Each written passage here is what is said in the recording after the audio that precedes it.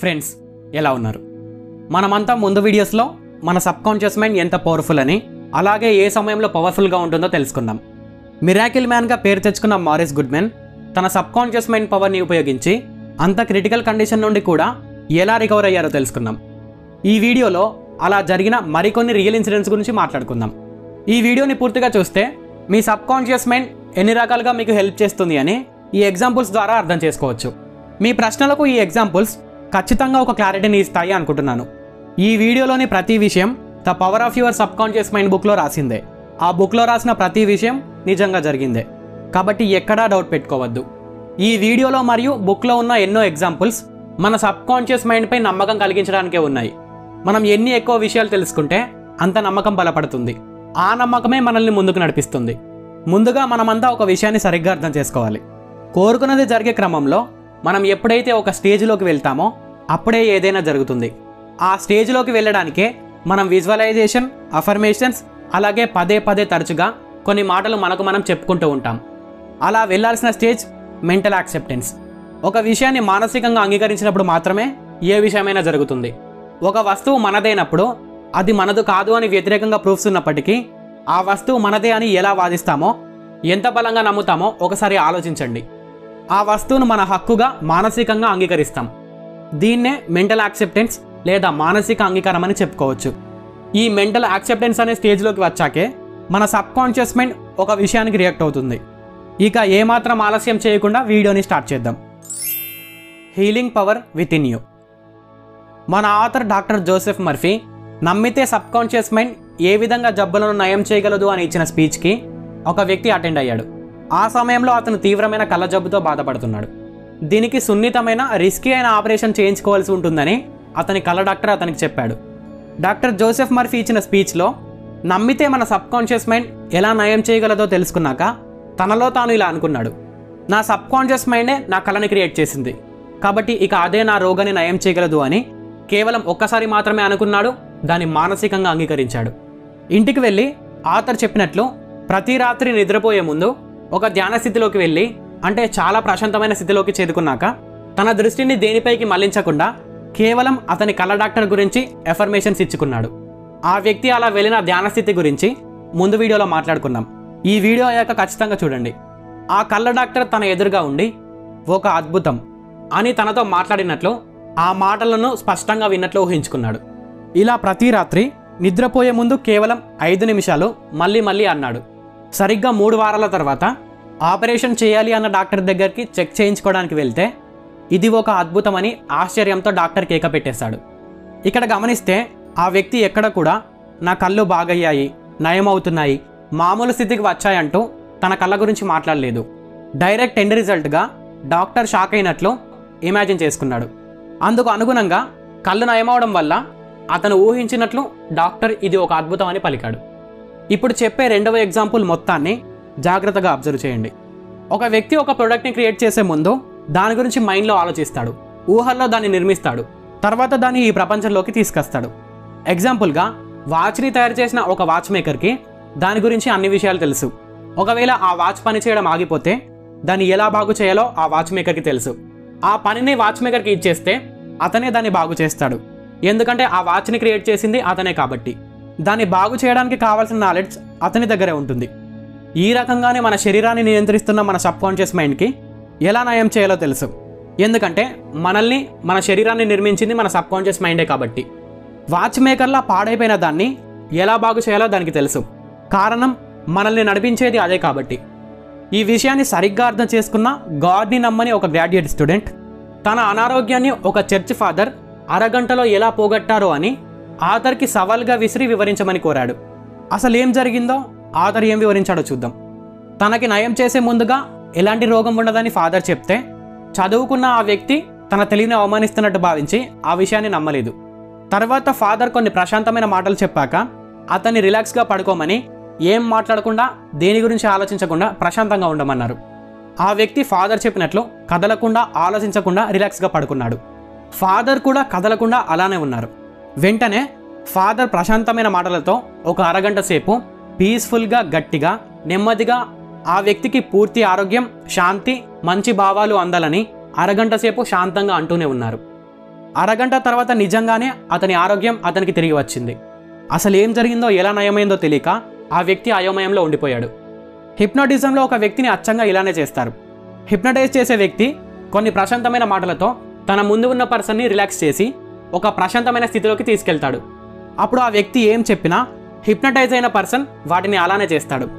ఈ హిప్నాటిజంలో ఎదురుగా ఉన్న పర్సన్ యొక్క బాడీ టెంపరేచర్ని అమాంతంగా పెంచేయచ్చు, అలాగే తగ్గించి చలికి వణికేలా చేయొచ్చు. ఇది సైంటిఫికల్లీ ప్రూవెన్. ఎందుకంటే ఈ సమయంలో సబ్ కాన్షియస్ మైండ్ ఆ ఇన్స్ట్రక్షన్స్ని ఫాలో అవుతుంది. అదే మన బాడీని కంట్రోల్ చేస్తుంది. ఇక్కడ ఫాదర్ చేసిన పని కూడా అదే. ప్రశాంతమైన స్థితిలోకి వెళ్ళాక మైండ్ రిసీవింగ్ స్టేట్లో ఉంటుంది కాబట్టి ఆ వ్యక్తి యొక్క సబ్ కాన్షియస్ మైండ్కి కొన్ని నయం చేసే మాటలను సూచనలను ఇచ్చారు. అది దానికి ఇవ్వబడిన సూచనలను ఫాలో అయ్యింది, నయం చేసింది. మనం ముందు వీడియోలో చెప్పుకున్నట్లు ఈ ప్రశాంతమైన స్థితిలో మనకు మనం ఏమైనా చెప్పుకోవాలి, కానీ మనం ఆ సమయంలో అలర్ట్గా ఉండము. అందుకు మనం ఇయర్ ఫోన్స్లో వినడం కానీ లేదంటే ఒక వ్యక్తి మాటల ఇన్స్ట్రక్షన్స్తో మన మైండ్ని నింపాలి. ఆ రకంగానే ఫాదర్ ఆ వ్యక్తిని ప్రశాంతమైన స్థితిలోకి తీసుకెళ్లాక అరగంట సేపు నయం చేసే సూచనలతో పీస్ఫుల్గా ఆ వ్యక్తి మైండ్ని నింపేశారు. అది వాటినే ఫాలో అయ్యి నయం చేసింది. ఫాదర్ చేసిన అసలు పని అనవసరమైన ఆలోచనల యొక్క అడ్డును తొలగించడం. ఉదాహరణకి బస్లో కూర్చున్న మనం మిగతా వారందరికీ హాని చేయాలంటే మనమే నేరుగా దాడి చేయాల్సిన పని లేదు. ఆ బస్ డ్రైవర్ దృష్టి మరలేలా మాటలతో ఇబ్బంది పెడితే చాలు, బస్ అయినా ఆపేస్తాడు, లేదంటే ఏ చెట్టుకో గుద్దేస్తాడు. ఆ బస్ డ్రైవర్ని ఇబ్బంది పెట్టినట్లు సబ్ కాన్షియస్ మైండ్ తనకు తాను హీలింగ్ చేయకుండా మన నెగిటివ్ ఆలోచనలతో ఇబ్బంది పెడితే అది బస్లా నయం చేయకుండా ఆపుతుంది, లేదంటే మరింత ఎక్కువ చేస్తుంది. ఇన్ని రోజులుగా రోగాలు ఉంటాయి అని నమ్మిన వ్యక్తిలో రోగం అనే ఆలోచన అడ్డుని ఫాదర్ తొలగించి సబ్ కాన్షియస్ మైండ్ యొక్క హీలింగ్ పవర్ కంటిన్యూ అయ్యేలా చేసి నయం చేశారు. ఫాదర్ చెప్పిన ప్రశాంతమైన మాటలకు ఆయన్ని నమ్మిన తర్వాతే ఆయన చెప్పినట్లు ఫాలో అయ్యి రిలాక్స్ అయ్యాడు. ఫాదర్పై నమ్మకం లేకపోతే తను బాగా అయ్యేవాడు కాదు. మీకు సరిగ్గా అర్థమైతే ఇక్కడ బస్ ఎవరో, ప్రయాణికులు ఎవరో, మీరు అన్నది ఎవరో కామెంట్ చేయండి, నేను మీకు రిప్లై ఇస్తాను. Turning dreams into reality. Sub conscious mind మీరు కోరిన వాటిని ఎలా నిజం చేస్తుంది అని ఆథర్ ఎక్స్ప్లెయిన్ చేసినప్పుడు నీనా డబ్ల్యూ అనే పేరు గల స్టూడెంట్ ఒకసారి వాటిని ట్రై చేద్దామని ఆలోచిస్తూ నడుస్తూ ఉండగా ఒక షాప్ విండో నుండి కనబడుతున్న ఒక అట్రాక్టివ్ లెదర్ బ్యాగ్ని చూసింది. తనకి ఎంతగానో నచ్చడం వల్ల అక్కడే ఆగి దాన్ని అలానే చూస్తూ ఉంది. అంత కాస్ట్లీ బ్యాగ్ నేను ఎప్పటికీ కొనుక్కోలేను అని తనకు తాను చెప్పుకోబోయింది. అప్పుడు ఆమెకి ఆథర్ చెప్పిన ఈ మాటలు గుర్తొచ్చాయి. ఎప్పుడూ కూడా నెగిటివ్గా ఏది అనుకోకు, దానికి వ్యతిరేకంగా ఆలోచించు, మీ జీవితంలో ఆశ్చర్యకరమైన సంఘటనలు జరుగుతాయి. వెంటనే షాప్ అద్దంలో నుండి చూస్తూ ఇలా అనుకుంది, ఈ బ్యాగ్ నాదే, ఇది అమ్మకానికి ఉంది, నేను దీన్ని మానసికంగా అంగీకరించాను, నాలోని సబ్ కాన్షియస్ మైండే ఆ బ్యాగ్ని నేను అందుకునేలా చేస్తుంది అని మానసికంగా బలపరుచుకుంది. ఊహించని విధంగా ఆ తర్వాతి రోజే తనకు చాలా దగ్గర వారు క్రిస్మస్గా ఒక గిఫ్ట్ ఇచ్చారు. ఎగ్జైట్మెంట్తో ఓపెన్ చేస్తే తను ఏదైతే షాప్లో చూసినా కలలు కన్న బ్యాగ్ ఆ గిఫ్ట్లో ఉంది. ఇదంతా క్రిస్మస్ రోజే జరిగింది. ఆనందంతో ఆ సమయంలో నా దగ్గర కొనడానికి డబ్బు లేదు, కానీ ఆ బ్యాగ్ ఇప్పుడు నా సొంతమైందని ఆథర్కి లెటర్ రాసింది. ఈ విధంగానే మార్గరెట్ టీ అనే ఒక ఉమెన్ క్రమం తప్పకుండా ఆథర్ ఇచ్చే ప్రతి స్పీచ్కి అటెండ్ అయ్యేది. అందుకు ఆమె 3 బస్సుల్లో గంటన్నర ప్రయాణం చేసి రావాల్సి ఉంటుంది. ఒకసారి ఆథర్ ఇచ్చిన స్పీచ్లో ఒక వ్యక్తి కార్ని ఎలా పొందాడో వివరించారు. అదే అప్లై చేద్దామని నిర్ణయం తీసుకొని ఆథర్ చెప్పిన ప్రతి విషయాన్ని చాలా జాగ్రత్తగా ఫాలో అయ్యి తనకు ఒక క్యాడిలాక్ కార్ కావాలని, ఆ కార్ నిజంగా కొని నడిపితే ఎలా ఉంటుందో ప్రతి విషయాన్ని స్పష్టంగా ఊహించుకుంది. షోరూమ్కి వెళ్ళటం, నచ్చిన మోడల్ సెలెక్ట్ చేసి నడపడం లాంటివి ప్రతిదీ ఊహించుకుంది. అలాగే మళ్ళీ మళ్ళీ ఆ క్యాడిలాక్ కార్ తనదే అని అనుకుంది. ఆ కార్లోకి ఎక్కుతున్నట్లు, దాన్ని నడుపుతున్నట్లు, ఇలా ఎన్నో విషయాలను 2 వారాలకు పైగా ఊహించుకుంది. ఆథర్ యొక్క తర్వాత స్పీచ్కి అటెండ్ అయినప్పుడు తను ఆ కార్లోనే వచ్చాను అని దూరంగా ఉండే వారి పెద్దనాన్న చనిపోతూ తనకి ఉన్న క్యాడిలాక్ కారుని మరియు ఆస్తిని తన పేరుపై రాశాడు అని ఆథర్కి లెటర్ రాసింది. జరిగిన ఈ క్యాడిలాక్ కార్ విషయాన్ని ఆథర్ తాను రాసిన మోస్ట్ ఆఫ్ ది బుక్స్లో చెప్పారు. Guidance for decision making. Robert Louis Stevenson ఈయన ఒక ప్రముఖ ఆథర్. ఈ జనరేషన్ కాదు కానీ the power of your subconscious mind book రాసే టైంలో ఆయన రాసిన కథలు ఇంటర్నేషనల్ పాపులర్ అయ్యాయి. మన తెలుగులో కూడా ఆయన రాసినవి ఉన్నాయి. స్టీవెన్సన్కి ఒక అలవాటు ఉండేది. పడుకునే ముందు తన కోసం మంచి కథలను సృష్టించమని తన సబ్ కాన్షియస్ మైండ్ని కోరేవాడు. ఆయనకు మనీ అవసరమైన ప్రతిసారి తన సబ్ కాన్షియస్ మైండ్తో బాగా అమ్ముడయ్యే మంచి కథను క్రియేట్ చేయమని తన సబ్ కాన్షియస్ మైండ్కి ఆర్డర్స్ ఇచ్చేవాడు. ఆయన కోరినట్లే జరిగేది. తాను రాసిన చాలా కథల వెనుక ఈ అలవాటే కారణమని ఒకసారి చెప్పారు. ఒక డెసిషన్ తీసుకునే విషయంలో కూడా సబ్ కాన్షియస్ మైండ్ మనకు హెల్ప్ చేస్తుందని ఆథర్ తనకే ఎన్నో అనుభవాలు ఉన్నాయని బుక్లో కొన్ని షేర్ చేశారు.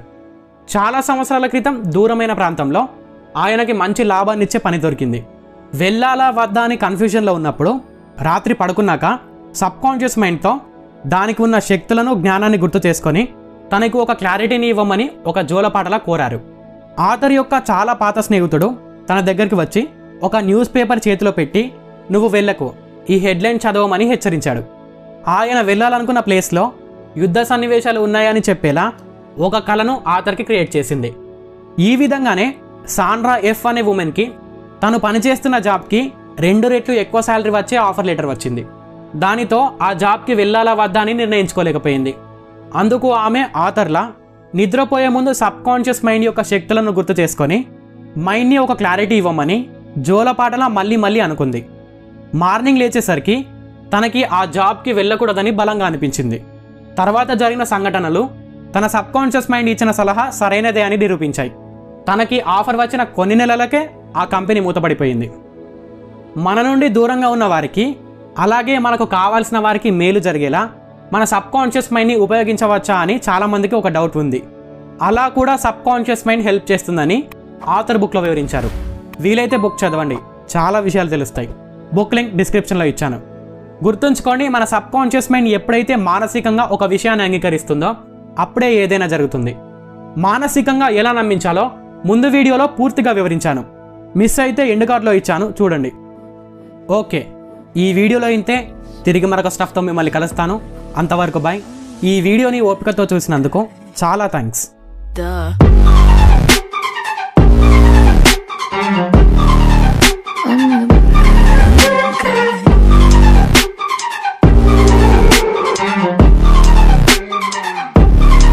So you're a tough guy, like it really rough guy.